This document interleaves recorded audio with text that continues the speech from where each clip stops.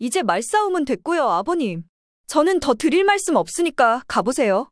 밖에서 힘들게 돈 벌어오는 며느리는 안 보이고 그저 당신 아들만 눈에 차시니 원. 무슨 말씀을 드리겠나요? 이제 그만 가보시라니까요? 예? 너 말이 아직 다 안 끝났는데 어디를 가냐? 뭘 더 얘기하시게요? 전 아무 사이도 아니라니까요? 그러면서 며느리는 휙 돌아서서 나가려다가 다시 걸어서 가까이 오더니 박 씨에게 작은 목소리로 하지만 딱 부러지게 말했습니다. 이건 분명히 아버님이 오해하신 거예요. 그러니까 쓸데없이 일 크게 만들지 마시고 잊으세요. 아셨죠? 그리고 남편한테 이 얘기하시면 저도 제가 어떻게 대처할지 몰라요. 아버님 아들이랑 잘 살아보려던 거 다 관둘 수도 있다고요. 무슨 말인지 아시죠? 이 말과 함께 며느리는 자리를 훅 떠버렸고 박 씨는 뭔가에 얻어맞은 듯 얼얼한 얼굴로 그대로 서 있었습니다. 지금 자신이 대체 무슨 일을 겪은 건지 실감도 나지 않았습니다. 박 씨는 손이 덜덜 떨리는 게 느껴졌습니다. 얼핏 들으면 박 씨가 잘못한 것처럼 느껴지는 상황이었습니다. 올해로 65세인 박형준 씨는 처음부터 뭔가 잘못되었던 아들의 결혼을 두고두고 후회하게 되었습니다. 사실 아들 박정우가 결혼할 여자라며 며느리를 데려왔을 때는 딱히 반대하지 않았습니다. 당시 아들은 평범한 회사원으로 나이가 30세, 며느리는 카페 사장으로 나이는 34세였는데 둘이 손님과 사장으로 만나게 되었다고 했습니다. 며느리 쪽이 연상이긴 해도 특별히 그런 것을 문제 삼거나 편견을 갖지는 않았습니다. 집에 인사 왔을 때도 며느리는 공손한 모습으로 선물을 사왔고 얌전히 차만 마시다 갔습니다.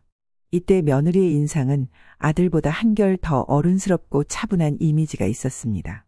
그러니 좋게 보았고 그럭저럭 허락하게 되었습니다. 그런데 박 씨가 왠지 모를 거북함을 갖게 된 것은 상견례 자리에서 며느리의 태도가 180도 달라졌기 때문입니다. 이날 예비 안사도는 박 씨 쪽에서는 전혀 문제 삼지 않았던 나이에 대해 새삼스럽게 얘기를 꺼냈습니다. 우리 예비 사위가 아직 나이가 어려서 집 준비나 제대로 됐을까 모르겠어요. 나는 다른 거 말고 그게 가장 걱정되지. 그래서 저희도 조금은 시간이 있었으면 했는데 아들이 취업한 지 얼마 되지 않았고 우리도 이렇게 장가를 빨리 보내게 될 줄은 몰랐네요. 박 씨가 바로 그 말을 받으며 조심스레 대답했습니다. 썩 기분 좋은 대화의 흐름은 아니었지만 그래도 이건 어른들끼리 오갈 만한 대화라고 생각했습니다. 그런데 이때 며느리가 그 자리에서 부모님을 막아가며 나섰습니다. 엄마, 요즘 집은 꼭 남자가 다 준비하는 게 아니야. 제가 능력이 있으니까 남편 먹여 살릴 수 있어요. 저기 어머님, 아버님, 저희 엄마 말은 신경 쓰지 마시고 걱정 말고 이 사람 장가 보내주세요. 물론 이 말은 며느리가 예비 시부모를 생각해서 안심시키기 위한 것이었을 겁니다. 하지만 이때 다소 시부모를 어루고 달래듯 말하는 것을 보며 박 씨는 썩 기분이 좋지는 않았습니다. 왠지 모르게 며느리가 자기 주장이 강하고 본인 뜻대로 주도하려는 분위기가 느껴졌기 때문입니다. 당연히 안사돈의 말도 거슬리긴 했지만 자기 부모님의 말을 저렇게 무자르듯이 잘라내고 건너뛰는 모습을 보니 어른들에게 공손한 타입은 아닌 것 같았습니다. 우선은 아들이 그럭저럭 마음에 들어 하는 것 같고 며느리 쪽에서 서두르며 자기들이 다 준비하겠다고 하니 지켜보게 되었습니다. 이후에 신혼집도 며느리가 주도하여 20평대 아파트를 대출을 받아 마련했습니다. 집값이 5억 정도였는데 아들이 2억을 부담하고 며느리가 3억을 대출받아 집을 마련했습니다. 예상보다 훨씬 빨리 아들을 보내게 되었기에 갑자기 돈을 땡겨서 마련하기는 쉽지 않았습니다. 그래도 결혼식은 무사히 치러졌고 박 씨와 아내는 아들이 행복하게 살기를 바라며 행사를 마쳤습니다. 이후로 아들은 계속해서 직장을 다니고 며느리는 결혼 후 아기를 갖겠다면서 잘 운영하고 있던 카페를 정리했습니다. 그러고 3달쯤 되었을까 아들은 새벽녘 일찌감치 지방 출장을 위해 내려가던 중 크게 사고가 나게 되었습니다. 여보, 정우가 사고가 났대요. 지금 병원으로 넘어갔다나 봐. 얼른 가봐야 할 것 같아요. 이 소식에 박 씨는 심장이 쿵하고 떨어지는 듯 했습니다. 한 걸음에 병원으로 향했고 도착해서 소식을 들어보니 빗길에서 차가 미끄러지면서 고속도로 가드레일을 들이받았다는 것입니다. 그 충격으로 아들은 다리에 심각한 부상을 입게 되었습니다. 다리의 골절과 함께 무릎 인대가 심하게 손상되었고 수술과 오랜 재활이 필요하다는 얘기를 들었습니다. 다행히 수술은 잘 되었고 회복도 순조로웠지만 사고 후 아들의 다리 상태는 다소 회복에 시간이 걸렸습니다.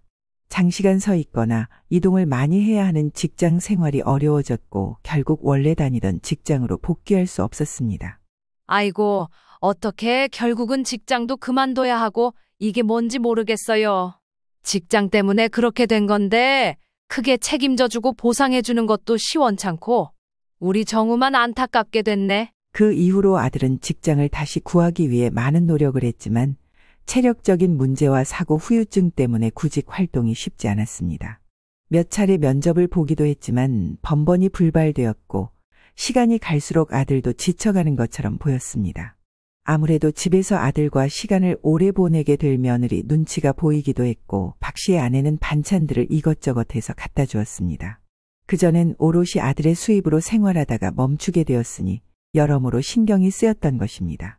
아들은 이 부분에서 안심을 시키긴 했지만 그래도 마음이 편치 않았습니다. 엄마, 이런 거 안 해다 주셔도 돼. 우리 충분히 잘 먹고 잘 지내니까. 근데 일이 너무 안 구해져서 힘들긴 해. 네 마누라는 별 얘기 안 해?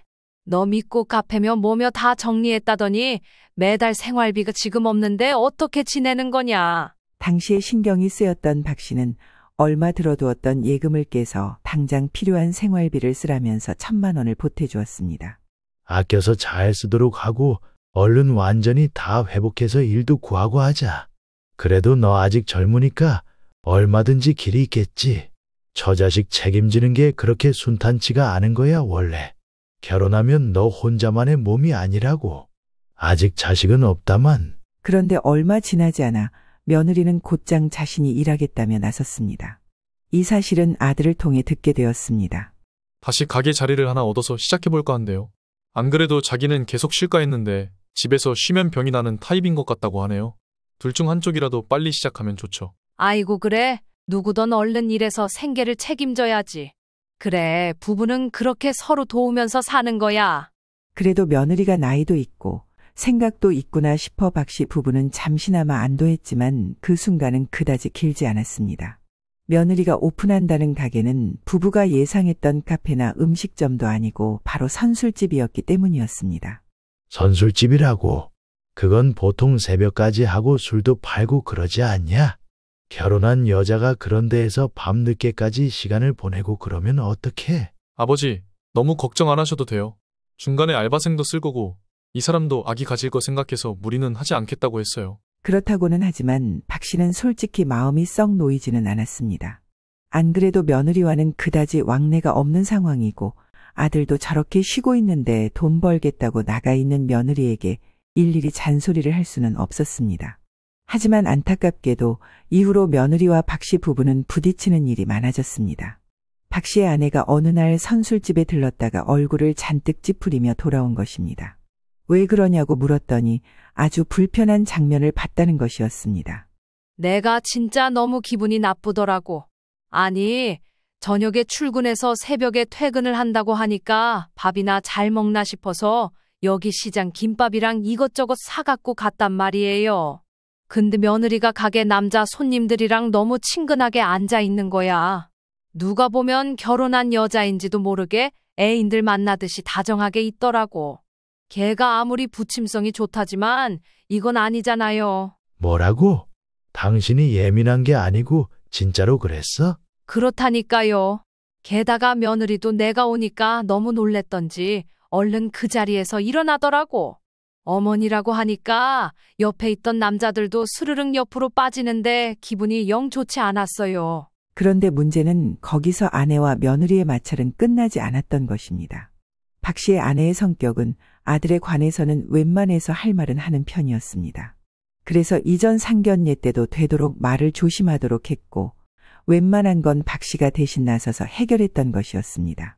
그런데 이날은 박 씨가 곁에 있지 않았고 아내는 며느리의 모습에 오죽 화가 났던지 며느리를 불러내 이야기를 했다고 합니다. 예, 너 말이야. 그래도 그렇지 이렇게 남자 손님들하고 너무 스스럼 없는 거 아니냐? 아무리 장사라도 결혼한 여자가 너무 선도 없이 어울리니까 보기가 좋지 않다. 그런데 이때 며느리는 눈살을 찌푸리며 대답했습니다. 어머니, 무슨 말씀이세요? 장사라는 게 사람과 어울리면서 하는 건데 너무 빡빡하게 말씀하시네요. 전 단순히 손님들과 친해지려는 건데요. 그래도 여자 입장에서 남자 손님들과 너무 가깝게 지내면 사람들 보는 눈도 있고 조금 더 조심하면 좋겠다. 너무 가까이 붙어서 웃고 떠드는 게 보기 좋은 모습은 아니야. 그러면 어머니, 저보고 대체 어떻게 하라는 건가요? 가게를 하는데 손님들한테 잘해주지 말고 그냥 멀리 떨어져서 조용히 장사하라는 말씀이세요? 그러면 가게 다 말아먹으라는 소리죠? 예, 내가 언제 그렇게 말했니? 그건 아니지만 조금만 신경 써서 할 수 있잖아. 박 씨의 아내는 이때 매우 많이 당황했습니다. 생각보다 며느리가 너무 공격적으로 대답했기 때문입니다. 마치 며느리는 이제 앞으로 다시 찾아오지 않았으면 좋겠다는 투로 매우 날석에 반박했다고 합니다. 어머니, 그러면 차라리 가게 문 닫으라고 하시던가요. 어디까지나 저도 먹고 살려고 하는 건데 이런 잔소리만 하시면 제가 어떻게 해야 하나요? 남편도 집에서 백수처럼 지내고 있는데 제가 벌어오는 돈으로 살림을 꾸려가고 있잖아요. 아니, 내가 뭐라고 하더냐? 그냥 그런 것만 좀 조심하라고 했지? 언제 그렇게까지 말했어? 그러면 대안을 주시던가요. 이렇게 무작정 오셔서 혼내시기만 하면 저도 기분 나쁘죠. 지금부터 장사하려면 저도 너무 피곤한데 어머니가 오셔서 힘은 못 주실 망정 이렇게 말씀하시니 너무 불편하네요. 아무튼 잘 알겠습니다. 이 말을 듣고 아내는 아무 말도 하지 못했습니다. 그 후로 둘 사이의 갈등은 더욱 깊어졌고 아내는 며느리의 태도에 무척 실망했습니다. 심지어 완전히 기가 눌려버려서 그 호프집 근처에도 가지 않으려고 했습니다. 이 모습을 보고 있으니 박 씨는 뭐가 맞는 건지 알 수가 없었습니다. 며느리 입장에선 시어머니의 말이 기분 나빴을 수도 있고 시어머니 입장에선 한 번은 할 수 있는 말인 것 같기도 하고 그저 답답했습니다. 그냥 냅둬 보아하니 쟤도 역시 보통 성격이 아니야. 우리야 속상하지만 며느리 말 맞다나. 정우가 지금 제대로 뭘 못하고 있는데 자기도 그래서 생계로 나왔는데 시부모가 잔소리하면 싫을 수도 있겠지. 아니, 내가 뭐 못할 말 한 건 아니잖아요. 그리고 당신이 정은혜 쓰라고 생활비도 줬고 그때는 감사하다고 문자도 보내더니 결국 다 같이 잘 살자고 하는 건데 왜 저렇게 되바라지게 말하는지 모르겠어요. 하여간 쟤랑 나도 이제 부딪히기 싫어요. 입 다물고 있어야지 뭐. 씁쓸한 마음을 감추지 못한 채 박 씨 부부는 한동안 아들네 부부를 신경 쓰지 않기로 했습니다. 많지도 않은 자식, 그것도 외동아들 하나 장가 보내놓고 이렇게 며느리 신경을 써야 한다니 결혼한달 때 좀 더 신중할까 그랬나 싶고 이제 와서 뒤늦게 이런저런 생각이 들었습니다. 그런데 어느 날 아들이 먼저 연락을 해왔고 모처럼 본인의 삶에 열중하려던 박 씨는 다소 흥분 상태에 놓이게 되었습니다. 이날 아들은 볼 일이 있다면서 간만에 집에 들렸고 얼굴이 부쩍 수척해 보였습니다. 그리고 평소와 달리 한숨이 잦아지더니 박 씨에게 조심스레 말을 꺼냈습니다. 아버지, 혹시 한약 좀 지어주실 수 있을까요? 예전에 아버지가 자주 다니시던 그 유명한 재래시장 쪽 한약방 있잖아요.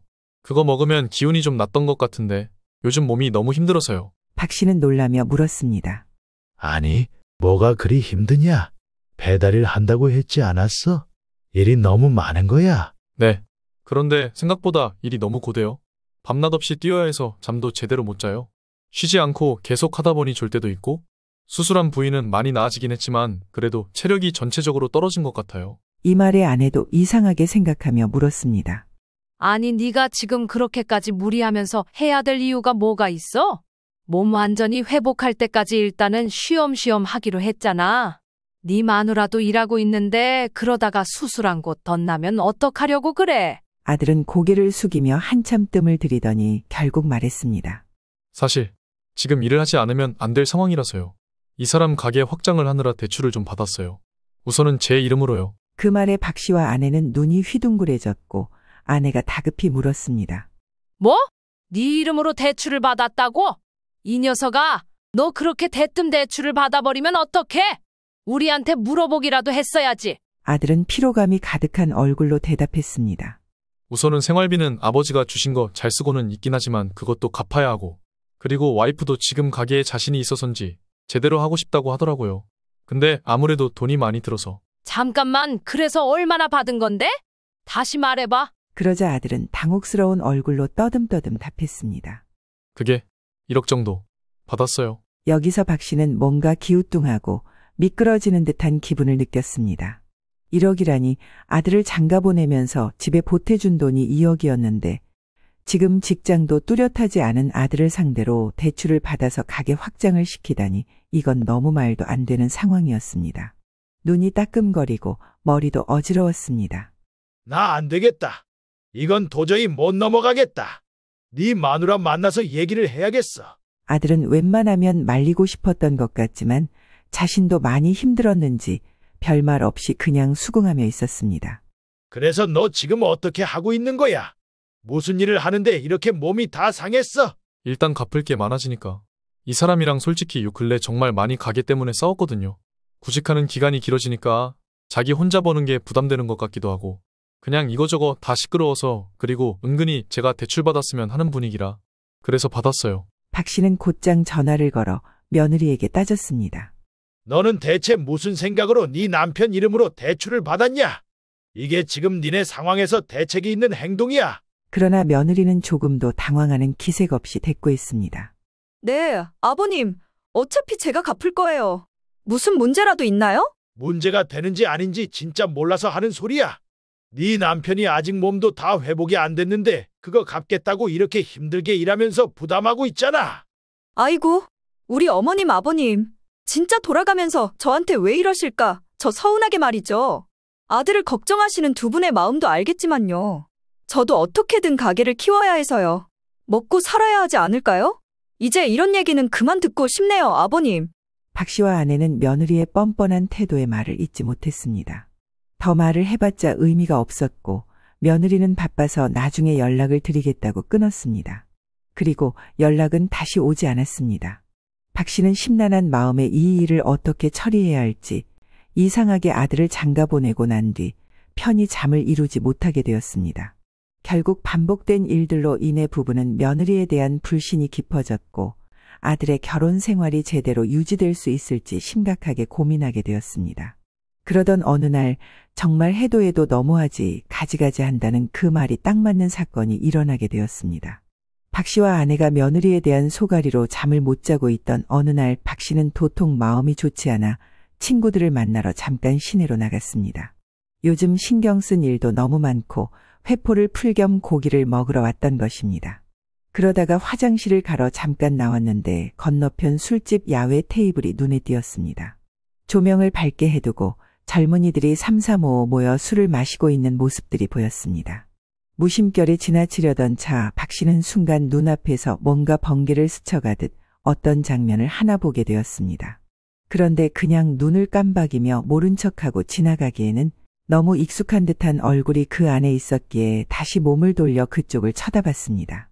그 장소는 술집 야외 테이블이었고 여기에는 그 얼굴의 주인이 있을 만한 동네가 아니었기에 다시 뚫어지게 자세히 쳐다보았습니다. 그런데 아니나 다를까 그 얼굴은 박 씨의 며느리의 얼굴이 맞았던 것입니다. 아니, 멀쩡히 자기가 아는 선술집을 놔두고 왜 여기에 있는 거야? 게다가 저놈은 누구야? 야외 테이블에는 며느리와 그 또래로 비슷한 덩치 크고 금목걸이를 한 어떤 남자가 앉아 있었습니다. 그뿐이 아니었습니다. 며느리는 참 망측하게도 그 남자와 어깨동무를 하면서 아무렇지 않게 시간을 보내고 있었습니다. 가까이까지 굳이 가서 보지 않아도 그 얼굴은 며느리임에 틀림이 없었습니다. 얼마 안 되는 그 몇 초간 이 상황을 모두 파악한 박 씨는 좀처럼 마음이 진정되지 않았습니다. 대체 이게 무슨 상황인 건지, 왜 자기가 사장으로 있는 선술집을 놔두고 거기서 30분 거리에 있는 이 동네 술집에서 저러고 놀고 있는 건지, 같이 있는 남자 녀석은 마치 애인처럼 저렇게 어울리고 있는 것인지 머릿속이 복잡해졌습니다. 이때 박 씨의 눈에 들어온 모습이란 누가 봐도 연인이나 부부 같은 모습으로 며느리가 한 남자와 동행하고 있었다는 것입니다. 일단은 누구에게도 말하지 못한 채 돌아왔고 집에 돌아와 보니 박 씨는 착잡한 마음이 되었습니다. 집 앞에는 한창 배달로 힘들어하는 아들을 위해 주문해둔 한약 박스가 도착해 있었기 때문입니다. 잘 포장되어 빽빽하게 들어찬 한약 박스 상자를 보고 있으려니 박 씨는 아들에 대한 여러 가지 감정이 휩싸였습니다. 아들이 멀쩡한 회사를 다니고 적응하려던 무렵 예상치 못한 시기에 결혼을 했고 그래서 잘 사나 했더니 그게 아니었죠. 돌연 사고가 나서 직장을 그만두게 되고 그걸 도와준답시고 며느리가 가게를 차리더니 이후로는 오늘 저런 모습으로 며느리가 보니 눈에 띄게 된 것입니다. 돈과 관련된 문제부터 외도를 의심케 하는 상황까지 박 씨는 머리가 어지러웠습니다.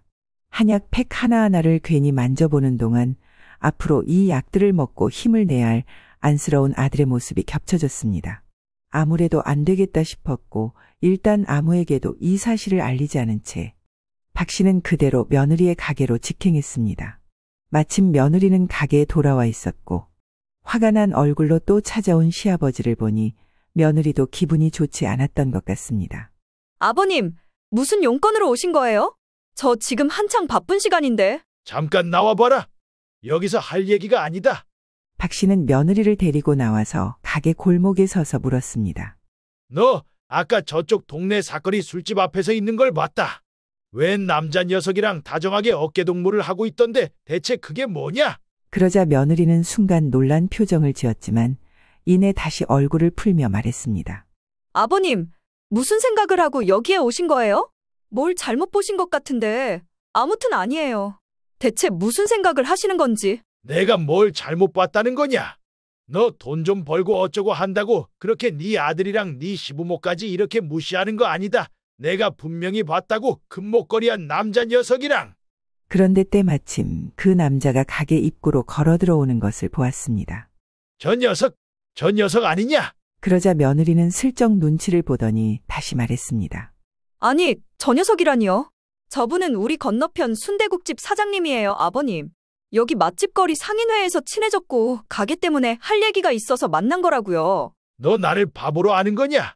그냥 그렇게 만나는 상인끼리 어깨동무를 하고 그렇게 누가 봐도 애인 사이로 보이게 걸어다녀. 내가 직접 봤다고. 그러자 며느리는 오만상을 찌푸렸고 몹시 짜증스럽다는 표정을 지었습니다. 어머, 같이 일하는 사람끼리 좀 얘기도 하고 친하게 지낼 수도 있죠. 왜 그렇게 저를 몰아가시는 거예요? 그렇게 선술집 뒷골목이 시끄러워지자 가게 안에서 직원이 나오고 그 뒤를 따라 아까 그 금목걸이 사장도 나와서는 이쪽을 흘깃 들여다보았습니다. 그러자 며느리는 일단 손짓을 하며 그들을 안으로 들여보냈고 박 씨를 노려보며 말했습니다. 뭘 하던 마음대로 해보세요. 저는 정말 떳떳하거든요. 진짜, 저는 너무 억울하네요, 정말. 어떻게 억울하다는 소리가 나오냐? 너야말로 밖에서 일하고 있는 네 남편 두고 이러는 게 말이 돼? 며느리는 돌연 표정을 수그리더니 불쌍한 척 목소리를 낮추면서 말했습니다. 돈 못 벌어오는 남편 대신해서 제가 이렇게 힘들게 일하고 있는데 아버님은 왜 그렇게 저를 모함하세요? 저 너무 억울하고 서럽네요. 언제 저더러 잘하고 있다고 칭찬은 해주신 적이 있나요? 박 씨는 너무 기가 막혀 하늘이 노래지는 것 같았습니다. 칭찬이라니? 칭찬 같은 소리를 네가 할 때냐 지금? 네 남편이 어디 돈을 벌기 싫어서 저러고 있어. 그러면 너는 그런 남편 이름으로 대출을 1억씩 받아놓고 지금 밤낮으로 저렇게 배달이라고 아파서 약까지 지어먹는데 그건 우스워 보여. 그러자 며느리는 다시 오만상을 찌푸리더니 이번에는 손짓을 박 씨에게 하는 겁니다. 이제 말싸움은 됐고요, 아버님. 저는 더 드릴 말씀 없으니까 그만 가보세요. 밖에서 힘들게 돈 벌어오는 며느리는 안 보이고 그저 당신 아들만 눈에 차서는 원. 이제 그만 가보시라니까요? 예? 너 말이 아직 다 안 끝났는데 어디를 가냐? 뭘 더 얘기하시게요? 전 아무 사이도 아니라니까요? 그러면서 며느리는 휙 돌아서서 나가려다가 다시 걸어서 가까이 오더니 박 씨에게 작은 목소리로 하지만 딱 부러지게 말했습니다. 이건 분명히 아버님이 오해하신 거예요. 그러니까 쓸데없이 일 크게 만들지 마시고 잊으세요. 아셨죠? 그리고 남편한테 이 얘기하시면 저도 제가 어떻게 대처할지 몰라요. 아버님 아들이랑 잘 살아보려던 거 다 관둘 수도 있다고요. 무슨 말인지 아시죠? 이 말과 함께 며느리는 자리를 훅 떠버렸고 박 씨는 뭔가에 얻어맞은 듯 얼얼한 얼굴로 그대로 서 있었습니다. 지금 자신이 대체 무슨 일을 겪은 건지 실감도 나지 않았습니다. 며느리의 부적절한 행동을 보고 지적했고 야단을 치고 다시는 그런 일을 하지 못하도록 약속을 받아내고 이후의 일들을 어떻게 하면 좋을지 고민해 보려고 했습니다. 하지만 지금 상태는 한 발짝도 나아가지 못한 상황이었던 겁니다. 야단치고 대책을 세우기는커녕 외려 며느리는 당당하게 나오며 박 씨를 윽박질렀습니다. 박 씨는 이날 집에 들어와 아내가 차려주는 밥에 손도 대지 않았습니다. 아내에게 입을 열어볼까 했지만 그래봤자 아내의 불안만 더 크게 늘릴 뿐 상황이 해결될 리는 없었습니다. 그 뒤로 박 씨는 머리가 아파진 상태로 근심만 가득해 가는데 며칠쯤 지나 며느리가 뻔뻔스럽게 집으로 찾아왔습니다. 박 씨는 이때 흠칫 놀랐습니다. 어머니 안녕하세요. 저 왔어요. 혹시 아버님 어디 계세요? 며느리는 박 씨를 찾았고 박 씨는 거북한 얼굴로 나가보았습니다. 그랬더니 며느리는 아주 천연덕스럽게 웃어가며 박 씨에게 선물을 내밀었습니다. 제가 우리 아버님 어머님을 너무 못 챙겨드린 것 같아서 이렇게 들렸어요. 여기 과일 세트랑 이쪽은 영양제고요. 많이 드시고 건강하셔야죠. 그리고 이건 한우예요. 백화점에서 제가 사왔어요. 이거 되게 유명하고 신선도도 좋은 거래요. 정말 말 맞다나 양손 가득 선물을 갖고 와서 박 씨의 눈앞에 착착 내려놓는 며느리는 뭐라 말할 수 없이 얄밉고 무섭게 느껴졌습니다. 박 씨는 그 모습을 물끄러미 쳐다보다가 몸이 안 좋아서 쉬겠다며 안방으로 들어가 버렸습니다. 그러자 밖에서는 아내와 며느리가 뭐라 말하는 소리가 들렸는데 며느리는 참 보통이 아닌 사람이라고 느껴졌습니다. 뭘 그렇게 자기 맘대로 상황을 만들고 싶은 건지 굳이 안방문에 대고 이렇게 인사를 하는 것입니다. 아버님, 어디 아프신가 봐요. 너무 걱정되네요. 나아지시면 꼭 저한테 인사차 전화 주셔야 해요. 저 이만 가볼게요, 아버님. 이런 모습은 박 씨를 소위 소름 끼친다고 해야 하나 그런 기분이 들게 만들었습니다. 누가 봐도 요 앞전에 일을 수습할 겸 그리고 며느리 딴에 박 씨 입막음을 하겠다고 저렇게 찾아온 것 같은데 박 씨는 며느리 얼굴을 마주치기도 싫었습니다.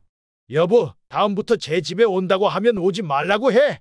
뭐 공사를 하든 뭘 한다고 핑계라도 대란 말이야. 뭐? 아니 나도 제가 탐탁치 않긴 하지만 당신 왜 그러는데요? 아까부터 표정도 안 좋고 그래도 뭐 저렇게 사들고 왔는데 고맙다던가 인사라도 해야지. 당신 그거 그대로 손대지 말고 놔둬. 나 그대로 돌려줄 거니까. 뭐라고요? 아니 저거 고기부터 과일이랑 음식도 있는데 왜 그러는 거예요? 나도 이유를 알아야지. 박 씨는 한숨을 푹 내쉰 다음 물을 한 잔 마시고 이야기를 털어놓았습니다. 예상했던 대로 아내의 표정은 불안과 심한 근심으로 가득 차게 되었습니다. 세상에, 이게 정말이에요? 당신이 며칠 전에 그런 꼴을 봤다고요? 왜 그날 나한테 말을 안 했어요? 말해서 뭐가 좋을 게 있겠어. 당신 이렇게 안달복달 못하고 잠도 못 자고 기가 약해서 며느리한테 따지지도 못하고 소가리만 할 거 아니야. 아니 그래도 그렇지. 말도 안 돼. 버젓이 남자랑 또 그러고 있었다니. 내가 그래서 그렇게 불안했는데 제가 남자들이랑 너무 스스럼 없이 지내더라고요. 그래, 나도 당신 말이 틀린 거란 생각은 한 적 없어. 내 눈으로 보니까 더 기가 막히더라고. 근데 이제 어떻게 할지가 고민이야. 아들 녀석한테는 아직 사실을 말하면 안 될 것 같아.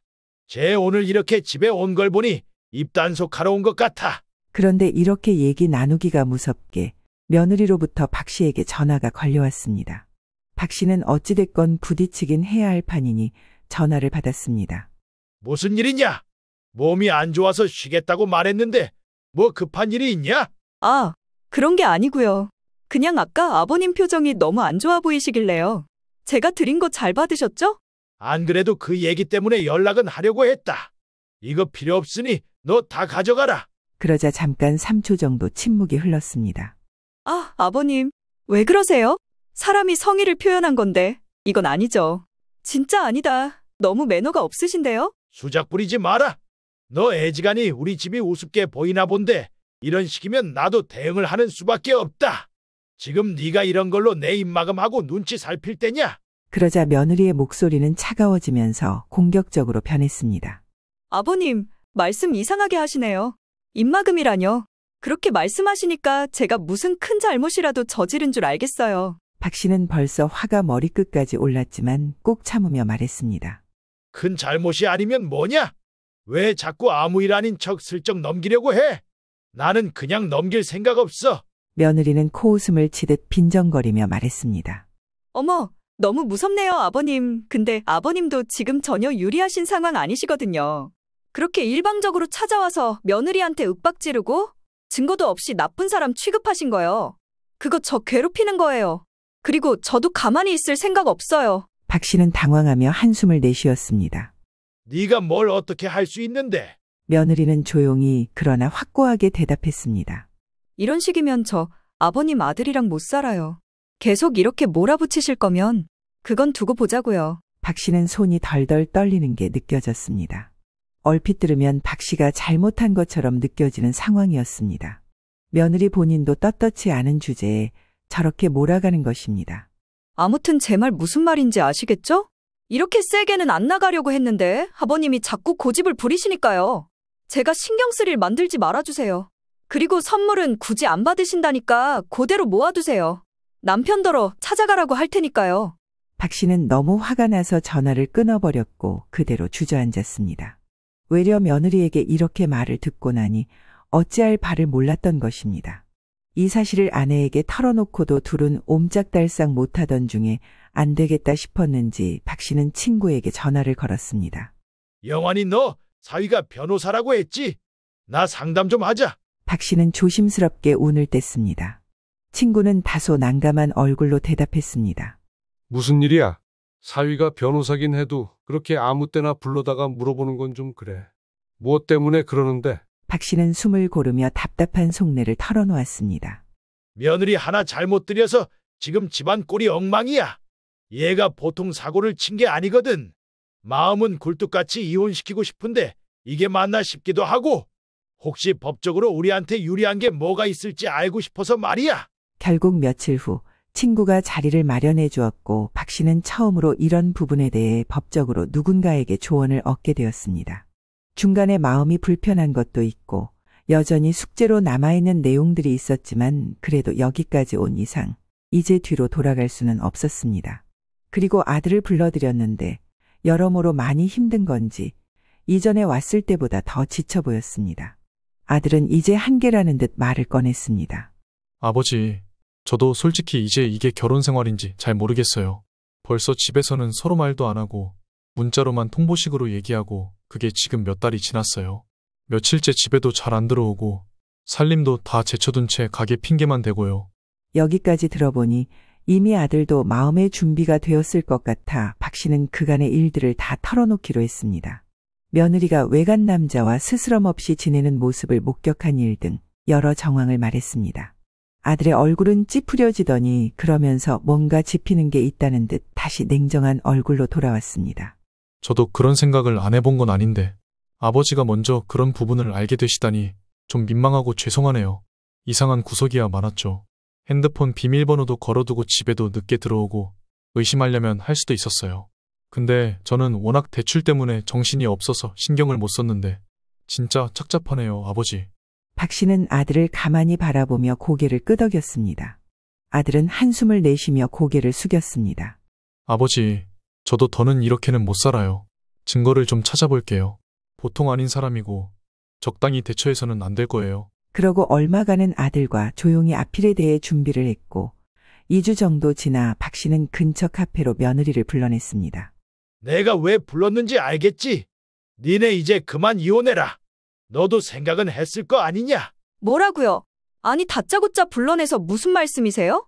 지금 저희 부부끼리는 아무것도 얘기한 게 없어요. 얼굴 안 보고 얘기도 안 하고 남처럼 산지 몇 달 됐다면서 세상 보고 뭘 얘기하냐? 이거 네 남편이 우리한테 보내준 거다. 네가 확실하게 누구를 만나고 다니고 있다는 걸 알았다고 하더구나. 아들은 며느리의 차 블랙박스 속 증거를 찾았고 그걸 아버지 쪽에 간단하게 요약해서 보냈습니다. 정우가 직접 주차장 내려가서 네 차에 녹화된 블랙박스를 확인했고 내가 걱정했던 그 이상한 사장놈과 대화가 다 녹음돼 있다더라. 대충 들어도 애인 사이 같다고 하더만. 뭐 그렇게 너는 지금 할 말이 많냐? 우리한테 하지 말고 억울하면 재판하면서 말을 하던지 해. 재판이라뇨? 그게 무슨 말이에요? 보나마나 네가 우리 아들과의 이혼에서는 잡아떼고 말장난할 게 뻔하니 남의 힘을 빌려야지 뭐. 그리고 하나 더 얘기해주마. 네가 말하던 그 사장 녀석 그 순대국집도 그 녀석네 처가에서 내준 거라며. 너나 그 녀석이나 결혼한 것들이 참 겁이 없다. 여기서 며느리는 자리를 박차고 일어나 얼굴이 벌개져서 물었습니다. 잠깐 이게 무슨 말이에요? 아버님 대체 무슨 짓을 벌이신 거예요? 설마 김 사장님네 가게에 가서 이상한 짓 하신 거 아니죠? 네가 상상한 게 맞다. 나는 그 집 여사장님, 그니까 그 사장 녀석 부인이자 그 순대국 가게 주인한테 사정을 다 말했어. 말하기도 민망스럽지만 그쪽 남편과 우리 며느리랑 좀 잘못된 사이 같다고 말이다. 말하자마자 그 여사장은 단박에 알아듣던데 너를 의심하고 있었다던데 이미 그쪽에 들킨 적이 몇 번 있었다며. 이거 참 재밌는 일 아니냐? 며느리는 손을 부들부들 떨며 앉지도 일어서지도 못한 채 어정쩡하게 서서 이제 박 씨 부부가 아닌 앞으로 자기의 미래를 어찌해야 할지 심각하게 고민하는 듯 보였습니다. 그러더니 냅다 소리를 지르고 난리를 피워 카페 주인이 쫓아와 말릴 정도였습니다. 아, 이게 뭐야? 뭘 안다고 지금 일을 질러나요? 당신들이 뭘 안다고? 진짜 그런 거 아니라니까? 지금 이혼이 문제가 아니라. 아니, 그 집 여편네가 얼마나 억센데 진짜 아버님 미치신 거 아니에요? 며느리가 저렇게 난리를 치는 건 당연한 일이었습니다. 아들과의 사이에서도 상간소송을 걸리게 생겼고 저쪽 그 잘났다는 순대국집 사장네 아내도 며느리를 상간녀로 소송을 걸게 생긴 판이었으니까요. 며느리가 뭐라고 악을 쓰건 간에 박 씨는 할 말을 다 전하고 자리를 떴습니다. 그리고 아들은 짐을 적당히 싸서 집으로 돌아와 얼마간 박 씨 부부와 함께 지내게 되었습니다.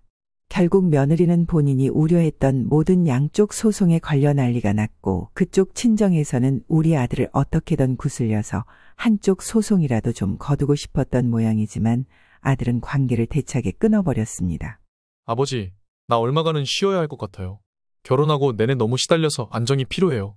더 이상 이 사람이랑 이 집안과 엮이기 싫네요. 아들은 이혼을 하면서 재산은 원래대로 다시 나눠 가져갔고 상간 위자료도 어느 정도 받게 되었으며 며느리가 아들 이름으로 받았던 대출까지 전부 환수하게 되었습니다. 며느리는 이 과정에서 모든 것을 잃고 모처럼 확장시켰던 선술집도 유지할 수 없게 되었습니다. 악을 써가며 당당하게 나오더니 법으로 이것저것 문제에 걸리게 되고 만만치 않은 순대국집 여사장에게 걸리니 버틸 힘이 없었던 것입니다. 이후 며느리는 박 씨에게 전화해서 죄송하다고 울며 불며 뒤늦은 사과를 했지만 박 씨는 전화를 끊어버렸습니다. 이렇게 완전히 연락은 단절되었고 박 씨는 그간의 답답한 상황들이 해결된 통쾌함을 느꼈습니다. 그리고 얼마간 휴식을 취했던 아들은 이혼하면서 나눈 재산들을 갖고 음식점을 하나 열게 되었습니다. 작은 가게로 시작해서 경험을 늘려가고 싶다면서 본인이 배달일로도 자주 접해보았던 분식에 손을 대게 된 것입니다. 소규모의 가게이지만 아들은 매일 꾸준하게 아침부터 밤까지 매달려 일을 하고 있고 조금씩 매출을 내고 있습니다. 박 씨는 그런 아들을 지켜보며 그저 조용히 뒤에서 응원해주는 것으로 역할을 다하려고 합니다. 천천히 이대로 가다 보면 또 좋은 날이 올 거라고 믿어보기로 했습니다.